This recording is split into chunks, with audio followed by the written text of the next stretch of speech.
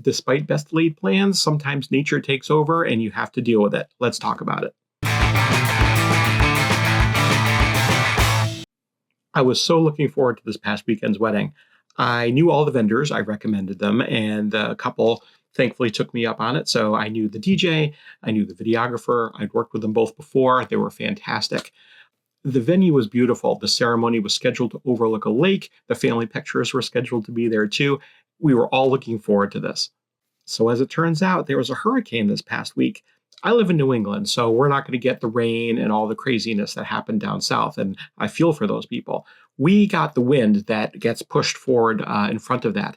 When I got to the venue and the bride was getting her hair and makeup done, everything looked fantastic.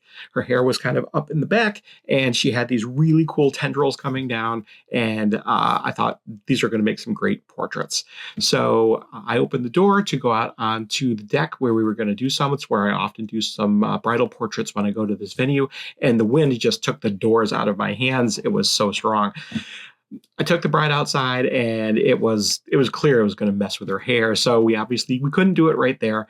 So we pivoted and did some bridal portraits inside, but the bride, in her wisdom, said to her bridesmaids to take the tendrils and put them up because they were just going to fly everywhere, not only for the portraits, but also for the ceremony that was going to happen within 20 to 30 minutes after that.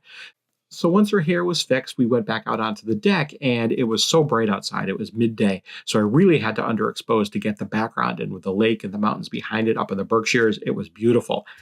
So I had to use high-speed sync, which was fine. I use it all the time in these situations when I have to underexpose the background like that. Then it was time for the ceremony, and the wind wasn't as much of an issue for me because her hair was fixed and I photographed things the way they're going to be anyway. I felt a little badly for the videographer because I knew that wind was going to affect the audio on their microphones. So hopefully they got what they needed from that. The issue for me was it was so bright outside. It was the middle of the afternoon. There was no cloud cover, and the ceremony faced a lake with mountains behind it, and the sun was just right there. So if I underexposed to get the background in, everything turned into a silhouette, and there's no way to light a ceremony, or at least an outdoor ceremony, not without making it look like a movie production. So the only thing I could do to expose properly for the couples was basically overexpose, which means you don't see much of the background. And it is what it is. I did make a couple silhouette portraits of them kissing and holding hands, and those are going to look pretty cool. But the majority of the ceremony, in order to see the expression on the couple's faces and really capture the moment and everything that was happening on the ceremony, the background's just gone from those photos. Next up after the ceremony are the family pictures, which at this venue is typically done the same site as where the ceremony is. There's this really nice flower arch that we can pose people in front of that they got married in front of. But I encountered the same issue there as I did with the ceremony, was that the sun was just right there behind them. And because I do use lighting for my family portraits, I thought, okay, well, I can handle this. I have a pretty powerful light, but I underexposed to get the background in. And even with my light at full power, the people were just too underexposed. So I could have done high-speed sync for that as well, but it would have drained the batteries. I just wouldn't have been able to get through the entirety of the family portraits. If it was just a couple and I was just doing a few, maybe it was going to be 10 minutes or so, I would have used high-speed sync, no problem. But there were some larger groups, and we were going to be at it for about 20 minutes, maybe half an hour, and I knew this just wasn't going to work. So you do what you have to do in these situations. So we pivoted about 45 degrees. And while we weren't looking over the lake, we were looking into some trees, which this time of year, they're starting to turn color. And there is a little bit of the lake in the background. You can see a little bit down there. So at least it wasn't devoid of the water, which was, I'm guessing, the reason most people choose this venue, in addition to it being just a fantastic venue. So people were somewhat sidelit, not that badly. I was able to underexpose so that the background looked nice, and there was a minimum of blown out highlights on the side of the people.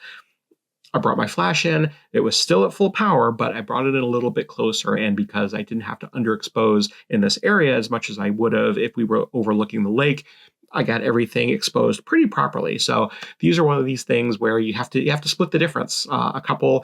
Your expectation is the couple is going to want certain things from this venue and certain things from you. But there are sometimes some technical reasons where you simply can't do it in certain spots. It's still more or less what the couple would have expected from this venue and expected from me. I posed everyone really nicely. I think the couple's going to be very happy with how the photos turned out.